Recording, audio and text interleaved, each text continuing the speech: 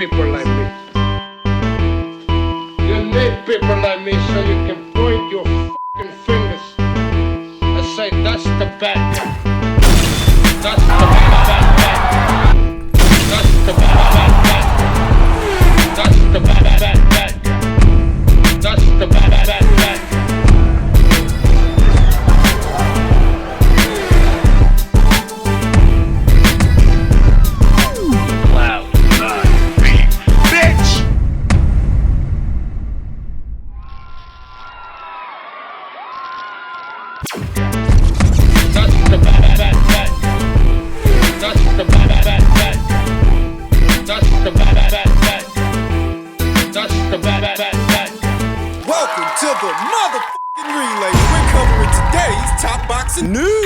Going there like I will fight to the fucking death. Like I am. If my eyes hanging out, I'm still at fighting. this point, I definitely have a chip on my shoulder. Like this point, I'm like, Linardatou, you're gonna have to kill me because I never want to feel that way again. And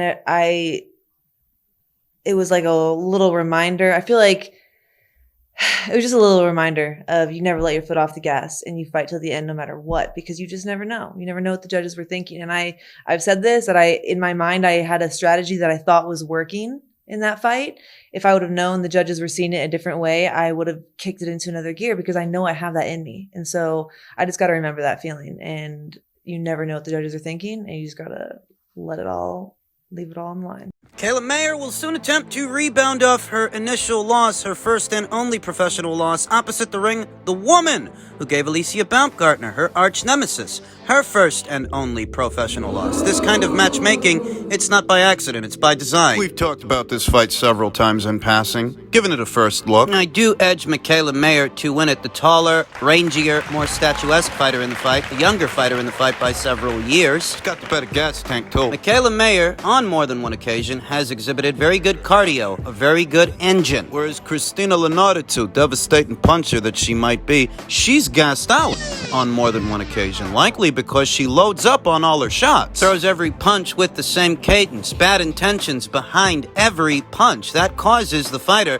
to gas out that much faster. Burn through their energy reserves. Tack on that Michaela Mayer has been the more active fighter the last couple of years, the more active fighter overall, whereas in the last 2 years or so, perhaps close to 3, Christina has only fought once. Frequency of fights, a fighter's schedule, their activity rate, that determines how sharp they are or how sharp they ain't. The night of, I expect that Michaela will be sharper than Christina. Christina may end up always one step behind Michaela. Michaela, who's exhibited the ability to box from the outside and bang on the inside. Moving up from 130 up to 135, not having to cut the extra 5 pounds to make super featherweight, now campaigning as a lightweight. You may see a more energized, more switched on Michaela Mayer, perhaps a stronger 1-2. She's always had a strong 1-2. They haven't said it yet, but I believe that Michaela Mayer stands to gain one of two things from this fight. One of two things from this match against the former 2-time WBO champion, Christina Linardatou. They haven't said it yet,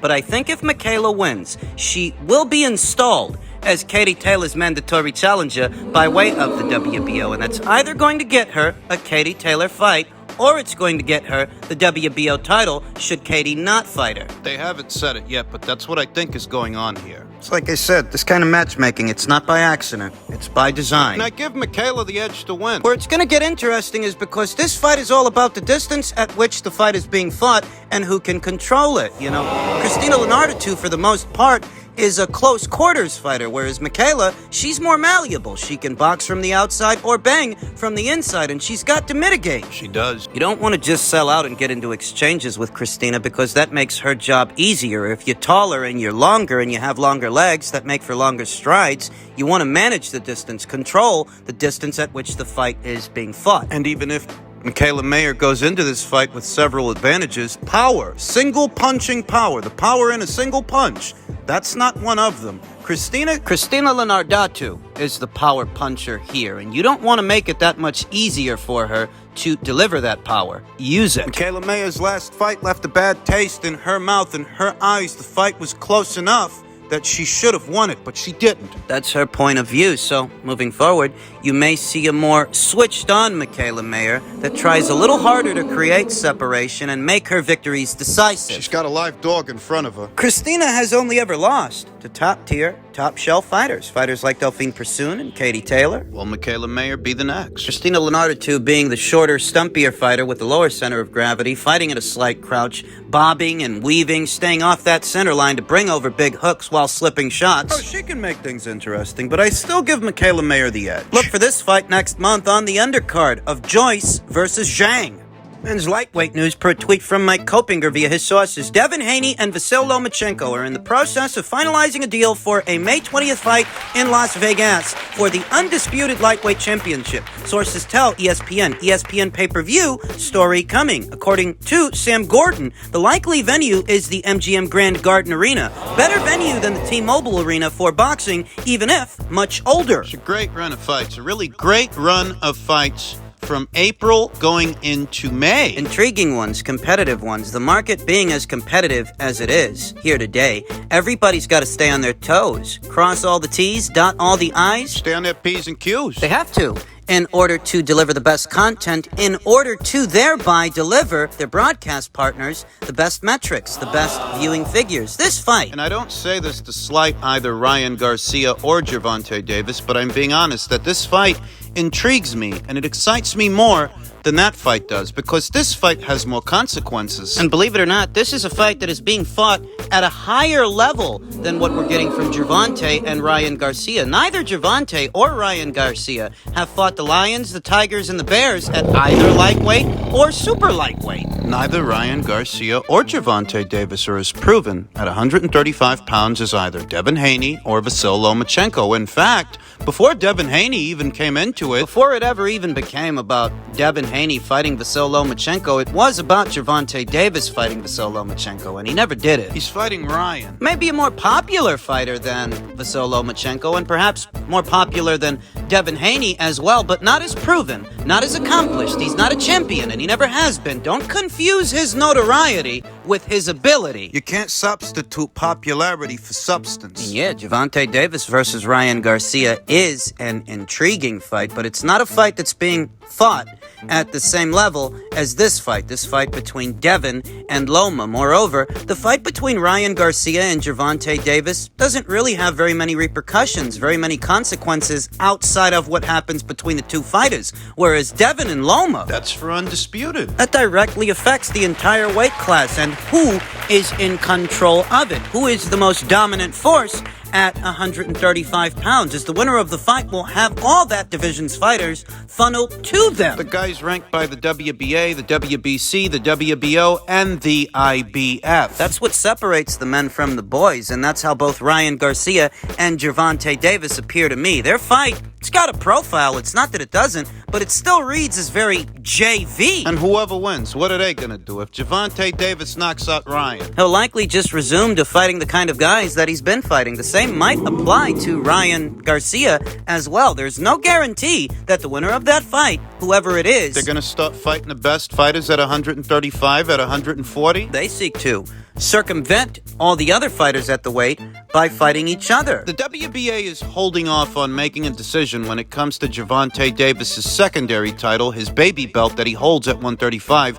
until after the Ryan Garcia fight. He's had that belt since 2019, that vacant secondary title that he won fighting a one-legged Yuriorkis Gamboa. And at any point between now and then, at any point between 2019 and here today, he could have used that belt as a segue to fight for the full belt, along with all the other titles, but he didn't. And who did he fight? Rolly Romero? Isaac Cruz? That Hector Garcia guy from 130 pounds? This is supposed to have been better than boxing Vasyl Lomachenko, Teofimo Lopez, George Kambosos, or Devin Haney? He's fighting Ryan now. And it's a decent-sized fight, don't misunderstand me. Initial reports seem to indicate that they've already sold out. Sold out? I'm not telling you that the fight doesn't have a profile. I'm telling you that their popularity is no substitute for substance. In the end, I'm going to end up buying both fights. Both fights are being billed as box office fights, and in the end, I'm going to pay to see both of them because I like both fights, but I do like one fight more than the other. And I do feel that one fight is being fought at a higher level, a much higher level, than the other. Not going to apologize for that. If all you can offer up as a retort is that Ryan and Gervonta are perhaps more popular, well, what the hell are you, a teenage girl? In men's junior middleweight news ahead of his fight with former WBC champion Tony Harrison, Tim says Harrison is the man who beat the man. You beat the guy, you're next in line. Referencing Tony Harrison's shock upset win over Jermell Charlo years ago. Years later, Tim's got that same Jermell Charlo in his crosshairs, but he's got to get through Tony first. Tim Tszyu realizes that he's about to take a significant step up in competition. Tony Harrison is the only opponent who has beaten Jermell Charlo. Thus, Tszyu considers their fight Sunday, Saturday in America, Sunday in Australia. Those time zone differences can be a motherfucker. Similar to the type of bout which he was preparing prior to Charlo suffering a hand injury in December. He's the man who beat the man, Tszyu told BoxingScene.com. If you can beat that guy, then you're the next in line. You're the next man. I am going with Tim Tszyu to win the fight. Well, I know that Tony Harrison is the taller, rangier, and more experienced fighter in the fight, but historically, Tony Harrison hasn't been able to handle pressure well, and that's what Tim Tszyu is, more or less. He is a mid-range to inside pressure fighter that fights at a fast pace. Tony doesn't handle pressure well, and he doesn't take the best punch. If history is any indicator of things to come, Tim might stop him. I've got nothing bad to say about Tony, said Tszyu, who is consistently listed as more than a 2-to-1 favorite over Harrison. He does everything well. He comes from a great pedigree, crunk boxing, so he's got all the tools. That's what drives me and gets me excited to get up every morning. These type of caliber of opponents, and as a kid, you dream of being in these big fights, these big moments. I'm living my dream. Harrison 32 and Tszyu 28 will fight for the WBO interim junior middleweight title at Kudos Bank Arena in Sydney, Australia, Tszyu's hometown. Ahead of this weekend's match, the WBO have instructed Jermell Charlo that he will have approximately 180 days from this fight to square off against the winner, whoever the winner is, whether it's Tony or Tim. It's a little hard to imagine that he will, because it's been such a long time already since Jermell saw action. He was last in action in May of last year opposite the ring Brian Castano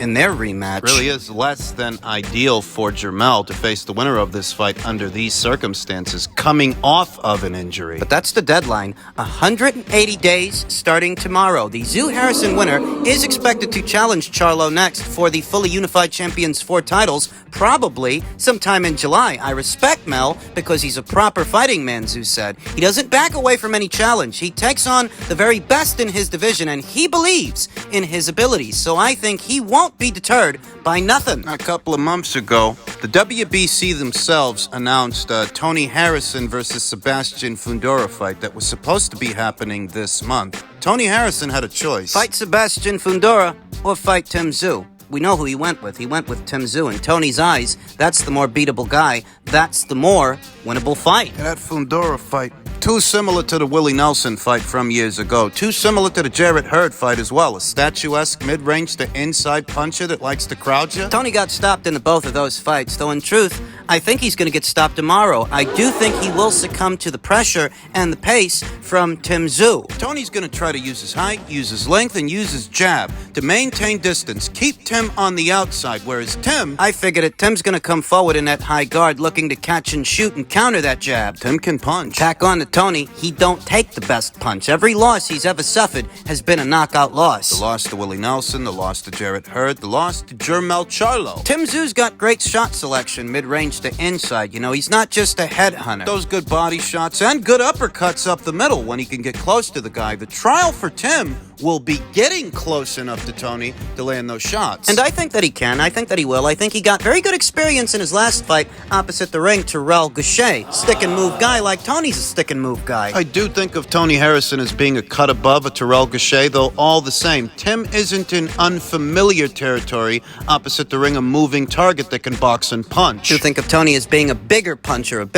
overall than Terrell Gausha. He's got that working for him, though ultimately, if I had to guess, if I had to pick, I'm gone with Tim. Tim Tszyu by way of knockout or technical knockout in either 9 or 10 rounds. If it's going to happen, it's going to happen late. It's when it usually happens to Tony. Hey, Greedy Belly, I accept your offer. 70-30 split to fight with you on April 29th at Wembley. But you will promise to donate to Ukrainian immediately after the fight. £1 million on every day of you daily, you will pay 1% from your poorest to Ukrainian people. Deal. Usyk, you little shitbag.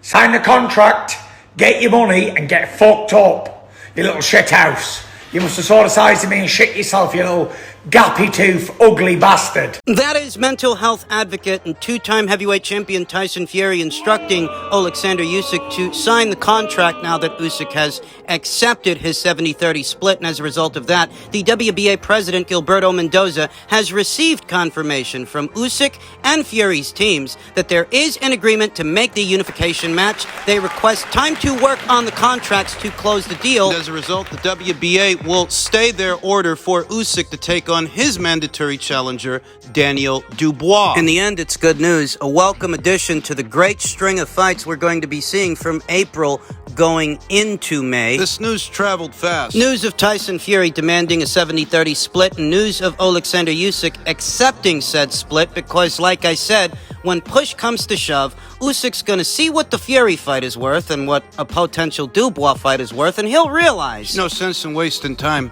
Not when you're this close to the last brass ring, that in the end, Usyk would do whatever is necessary to get Fury in the ring, even accepting a lopsided split like this one. Creating separation between who the real fighting man is and who's the businessman. Who's the business guy? Well, the usual suspects have already begun apologizing for Tyson Fury, stating that the fight was never actually in jeopardy, that he was merely negotiating. But given the sheer number of fights that fall apart due to stuff like this... Remember that Deontay Wilder would not accept any offers from Matchroom to box Anthony Joshua unless it were a 50-50 split down the middle. Even though Wilder didn't have as many belts as Anthony and he didn't have the same marquee value as Anthony, he made that a sticking point and he stuck to it. Because he cared more about the money than the glory. A fighter...